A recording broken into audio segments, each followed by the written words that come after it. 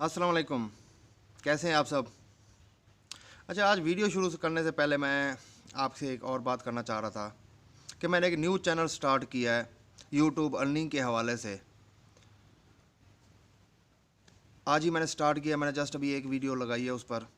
तो अगर आप भी उसमें इंटरेस्टेड हों तो मेरा वो चैनल लाजमी सब्सक्राइब कीजिएगा, लिंक मैं डिस्क्रिप्शन में डाल दूँगा। अब आते हैं हम मेन टॉपिक की तरफ, जो हमारा आज का टॉपिक है।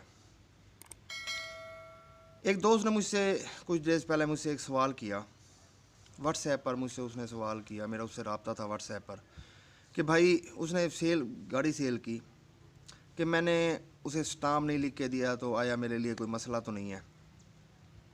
मैंने उस भाई को तो बता दिया, बट फिर मेरे माइंड में आया कि ये चीज़ बहुत सेंसिटिव चीज़ है, अक्सर लोग नहीं समझते इसे, उन्हें पता भी नहीं होता। वो अर्ज़ी नवीस या जो स्टाम्प वाला होता है वो लिख देता है और वो कहते हैं ठीक है, बस लिखा गया।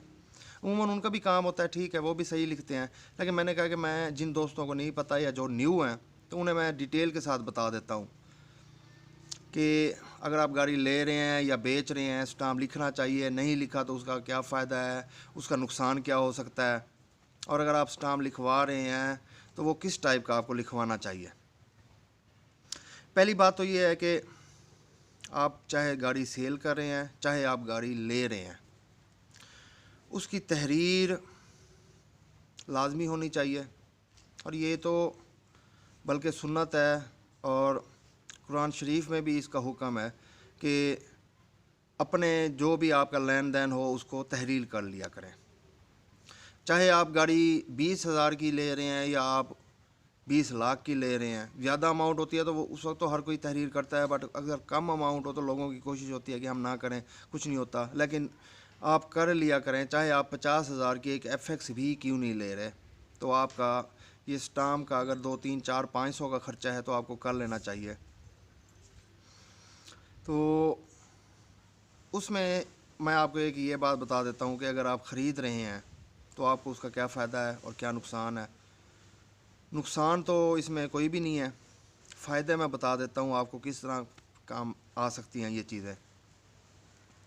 अब फॉर एग्ज़ाम्पल, पिछले दिनों मैं आपको एक थोड़ी सी एक मिसाल लीगली तौर पर दे देता हूँ। पिछले दिनों एक गाड़ी थाने में बंद हो गई, उसे हम जो हमारी लैंग्वेज में कहते हैं जी 550 में बंद हो गई गाड़ी। उसकी सपुर्दारी के लिए जब वो मुतलका अदालत में गए तो जज साहब, हमेशा जज साहब एक बात करते हैं, अभी आप सबूत लेके आए कि आपके पास क्या सबूत है। सबूत उसके पास प्रूफ क्या था कि उसके पास डॉक्यूमेंट्स तक नहीं थे गाड़ी के। गाड़ी तो वाकई उसके पास थी, FX थी, तो उसके पास एक ख़रीदारी का, परचेज़ का एक स्टाम्प था, बहुत पुराना, 2-2.5 साल पुराना था, वो वही ले आया। मैंने जज साहब को वही दिखा दिया, जी मेरे पास यही सबूत है, बाकी अगर कोई और क्लेमेंट आए तो आप बेशक गाड़ी उसे दे दें। अब अगर उसके पास वो स्टाम्प ना होता तो उसकी वो सपुर्दारी कभी होनी ही नहीं थी, उसकी सपुर्दारी हो गई। तो ये एक स्टाम्प का फ़ायदा है कि आपके पास ये भी प्रूफ होता है कि मैंने ये गाड़ी परचेज़ की हुई है। समटाइम्स जो बेचने वाला होता है वो अगर बदनीयत भी हो जाए या डॉक्यूमेंट्स उसके पास हैं तो आपके पास ये भी एक वैलिड और लीगल सबूत होता है स्टाम्प पेपर का, रसीद जिसे हम कह सकते हैं। लिखा जाता है स्टाम्प पेपर को, इसीलिए उसे स्टाम्प ही कहने लग जाते हैं हम रूटीन में। अगर आप बेच रहे हैं तो उसका क्या फ़ायदा है आपको।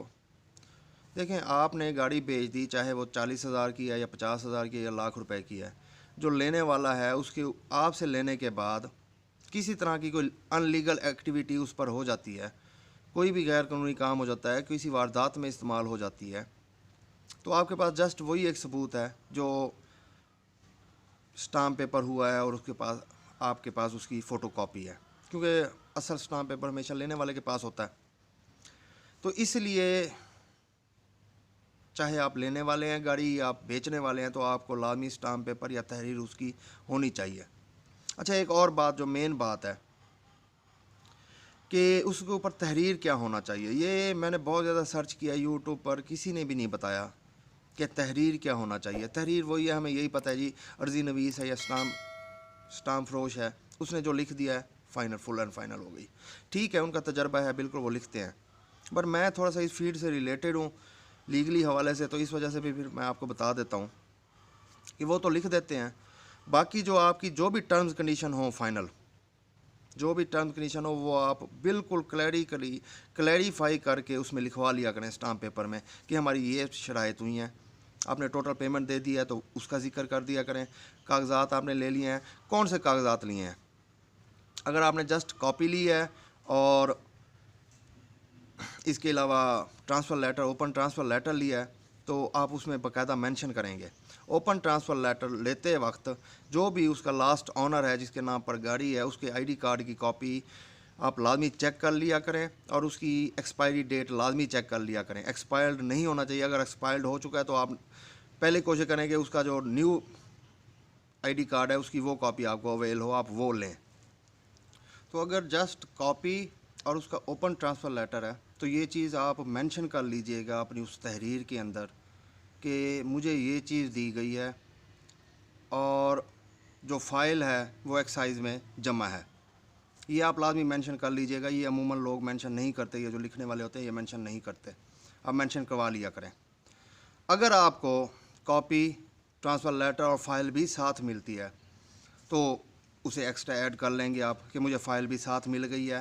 اس کے جتنے پیجز ہوں، فار ایگزامپل اس میں 30 یا 35 پیجز ہیں، ایک ایک پیج الگ الگ. آئی ڈی کارڈز کو بھی آپ ایک پیج کے طور پہ لیں گے، ان سب کو انہیں بھی آپ ان کی تعداد بنا کے اور یہ مینشن کر دیں گے کہ مجھے جو فائل دی گئی ہے اس فائل کے اندر اتنے پیجز اس میں لگے ہوئے ہیں. یہ بہت ٹیکنیکل میں آپ کو بات بتا رہا ہوں، یہ آپ لازمی مینشن کر لیا کریں. سم ٹائمز برے وقت کا پتہ نہیں لگتا، کبھی بھی کسی بھی طرح کا کوئی مس ہیپ ہو سکتا ہے، تو آپ کے پاس یہ تحریر ہونی چاہیے. تو یہ چیزیں آپ لازمی مینشن کروا لیا کریں. یہ عرضی نویس اور یہ لوگ مینشن نہیں کرتے. یہ آپ کی مینشن ہو گئی. آئی ڈی کارڈ آپ جس سے لے رہے ہیں یا جسے دے رہے ہیں اس کا آئی ڈی کارڈ آپ لازمی چیک کر لیا کریں ایکسپائر نہ ہو. سابقہ آنر کا آئی ڈی کارڈ وہ بھی ایکسپائر نہ ہو. اس کے بعد جو آپ کے گواہ ہوں ان کا آئی ڈی کارڈ، جس سے آپ لے رہے ہیں یا جسے آپ دے رہے ہیں ان کا آئی ڈی کارڈ، وہ اس طرح آپ نے اوپر سٹیپل کرنے ہیں کہ وہ تینوں واضح نظر آئیں علیحدہ علیحدہ، تاکہ وہ جب فوٹو اسٹیٹ آپ کروائیں، اگر آپ بیچنے والے ہیں تو آپ کے پاس فوٹو اسٹیٹ ہوگی، اور اگر آپ لینے والے ہیں تو پھر تو جینوئن اصل آپ کے پاس ہوگا. تو اس طرح سٹیپل کریں کہ اس فوٹو اسٹیٹ میں بھی وہ تینوں واضح آئیں. لینے والے کے، دینے والے کے، گواہوں کے سائن کے ساتھ آپ کوشش کریں کہ تھمب امپریشن بھی لے لیا کریں. تھمب امپریشن بھی آپ ساتھ لگوا لیا کریں، انگوٹھا بھی ساتھ لگوا لیا کریں اور سگنیچر بھی ان کا لے لیا کریں.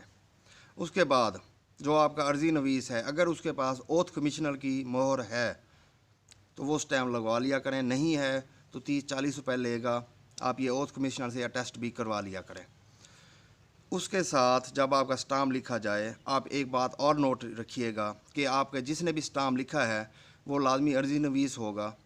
اس آپ کا اسٹامپ کی سیم تحریر اس نے اپنے رجسٹر میں بھی اندراج کی ہے یا نہیں کی، کیونکہ ایک یہ لیگلی ثبوت ان کے پاس یہ ہوتا ہے. کبھی اگر کوئی اگر چانس بن جائے تو ان کی گواہی کے لیے ان کا وہی عدالت ان کا وہ رجسٹر جو ہوتی ہے اسے مانتی ہے. تو آپ یہ کوشش کریں کہ وہ اپنے رجسٹر میں بھی سیم وہی تحریر لکھ لے اور ساتھ ہی آپ کا جو اسٹامپ اس نے آپ کو جاری کیا اس کا نمبر بھی اس کے ساتھ مینشن کر لے. وہ ان کا ایک طریقہ کار ہوتا ہے. آپ نے جسٹ یہ دیکھ لینا ہے کہ وہ تحریر اپنے پاس لکھ رہا ہے یا نہیں لکھ رہا.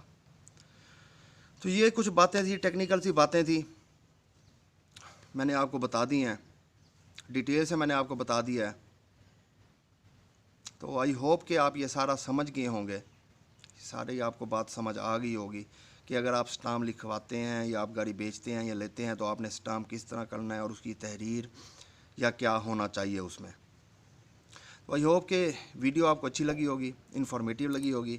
اگر ویڈیو اچھی لگی ہو تو لائک سبسکرائب کرنا مت بھولیے گا. اپنا خیال رکھیے گا، دعاؤں میں یاد رکھیے گا. اللہ حافظ.